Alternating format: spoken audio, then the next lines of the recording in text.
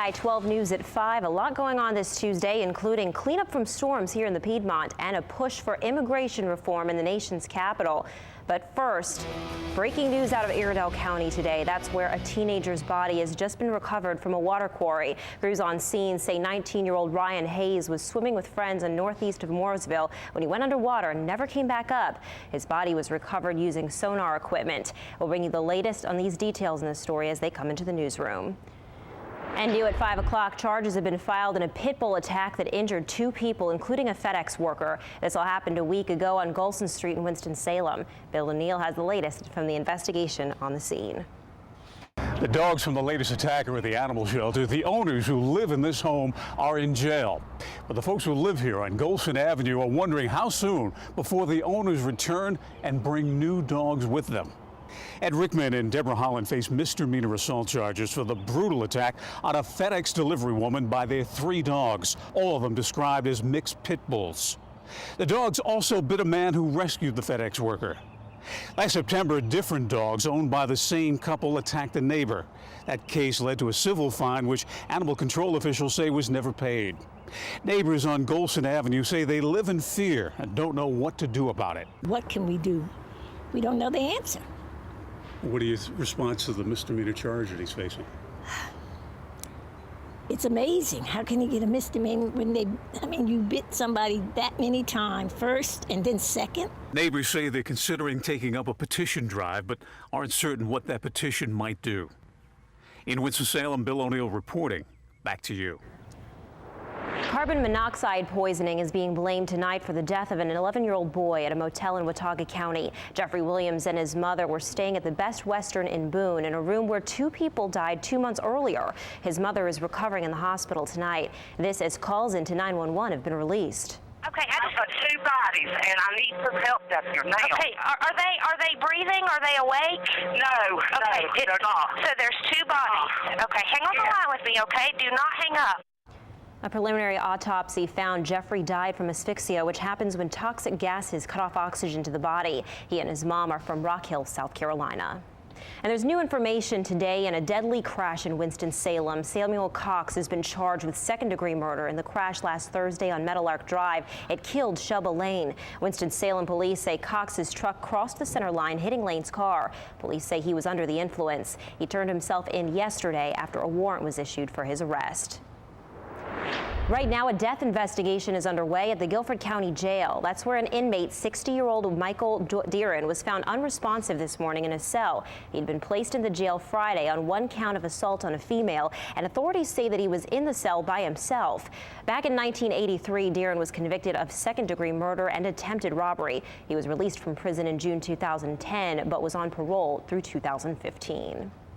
Authorities in Asheville are investigating tonight after a fisherman found a body in the French Broad River Monday. The man is described as a black male in his 50s and believed to be the man who went missing last month. However, there's no official word on his identity. Foul play is not suspected in this death.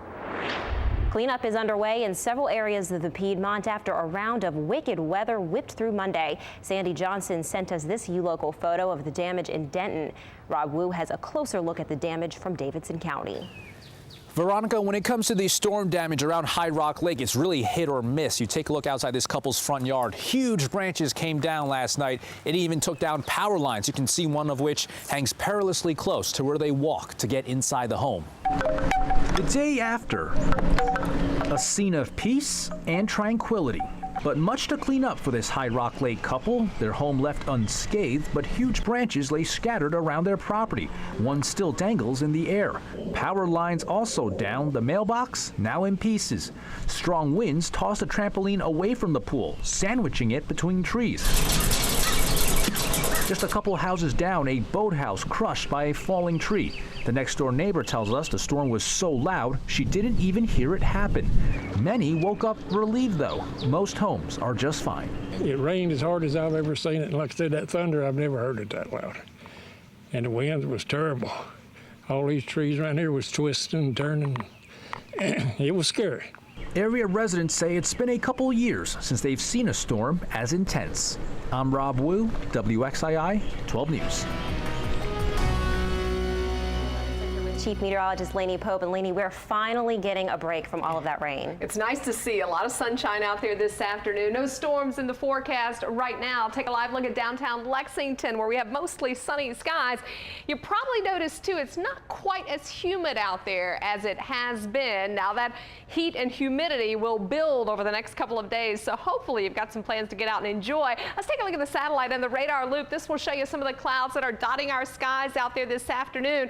Rain, of course, that pushed through this morning. We had a second batch move through overnight. You see some of the cloud cover, but it's going to stay nice and dry for all of your evening plans. It is going to be warm, but it is comfortable out there. 84 right now, Winston-Salem, 84 in Burlington, 82 in Lexington, Asheboro, and Danbury. Now, our forecast for this evening, going to be nice. Temps should be close to 80 degrees, then dropping down into the mid-70s with mostly clear skies. We're going to talk about some heat, and we're talking about summertime heat coming up in the forecast. Let's check in with Chris, update on traffic this afternoon. It's dry out there today, Chris. It's very dry, but we have some delays actually on Martin Luther King Jr. Drive with a serious accident there at 1st Street causing some delays. And also remember the ramp from 52 South to Martin Luther King Jr. Drive is closed. We also have a lane closure on High Point Road at Florida Street in Greensboro for some construction going on in that area. Take a look at our traffic camera. You're looking live. This is I-40 at US 421 in Greensboro. Things are moving right along. Stay updated on Twitter at WXI.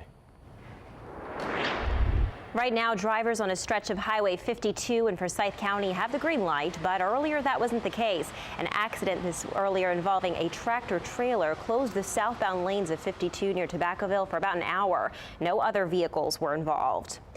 Tonight, the man who admitted to leaking the details into 2 secret government surveillance programs is out of a job. Edward Snowden was fired today from government contractor Booz Allen Hamilton. The 29-year-old who fled to Hong Kong last month in an effort to avoid prosecution admitted to his role in the scandal over the weekend to the Guardian newspaper, which broke the story. Right now, the government is preparing charges against him. Meanwhile, a Senate committee on the surveillance of telephone and internet communications was held today in Washington, and we'll have more on that side of the story coming up a little later on WXII 12 News at 5.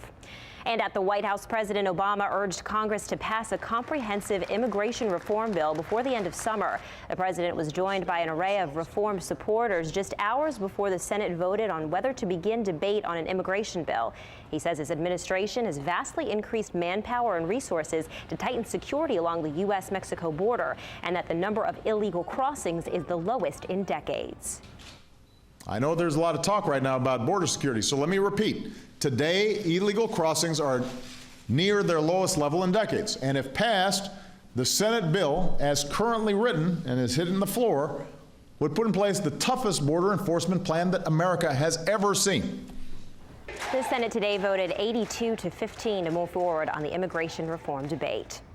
Another week of Moral Monday protests in Raleigh have ended with more arrests. Last night, authorities have handcuffed 60 demonstrators at the North Carolina General Assembly. That brings the total of arrested to more than 350 people since the protests began in April. The state chapter of the NAACP, which is behind the protest, says they're in response to several recent Republican policies on voting rights, education, and unemployment benefits. Veteran news reporter Tim Funk from the Charlotte Observer was among those arrested last night. Jury selection continues in the murder trial of George Zimmerman in Sanford, Florida. Zimmerman is accused of gunning down 17-year-old Trayvon Martin in April of 2012. Authorities on both sides are questioning potential jurors about what they know on the shooting, and the former Neighborhood Watch volunteer has pleaded not guilty to second-degree murder charges, claiming that he shot Martin in self-defense. Today, the murder trial picked back up at a Guilford County courtroom for a man who tried to escape on Monday. Guilford County deputies say Keith Jackson pushed past the bailiffs and jumped from the stairwell while he was being escorted to court. A K-9 helped capture him a short time later. Jackson is on trial for the 2007 shooting death of a store clerk, Joshua Schweitzer. And he says he used his brother's name with law enforcement more than 20 times, but this last time ended with Michael Carroll and his passenger William Johnson in handcuffs. The pair was pulled over on Main Street in Graham Monday morning. After giving deputies a fake name, they were able to determine that Michael Carroll was wanted in Guilford County for several missed court appearances that were related to several break-ins and larcenies. Johnson was arrested and charged with obstructing the investigation. All clear. That's the word from Richmond International Airport following a threat that prompted an evacuation this morning. Airport officials say they got a threatening phone call around 6 a.m. and quickly evacuated everyone inside the terminal. K-9 units swept the area and nearby parking decks for anything suspicious, but nothing was found. All flights to and from the airport were held for 3 hours during the security sweep. The incident has been turned over to the FAA. Right now, crews in Washington state are repairing a bridge that collapsed last month. Here you can see the I-5 bridge that's located over the Saget River in Mount Vernon. State DOT says that commuters should be able to drive over the river within the next few days. The bridge was damaged when a truck's load hit some of the upper crossbeams. Crews hope to have a permanent bridge completed shortly after summer.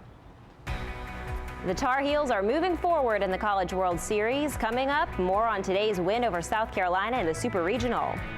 Also, some parents are taking legal action following a TB scare at their kids' school. We'll hear from the man representing them. And an opportunity for you to learn how to swim. We'll have the details on that. And how about a pickup truck with ocean views? We'll explain how it wound up in the Pacific.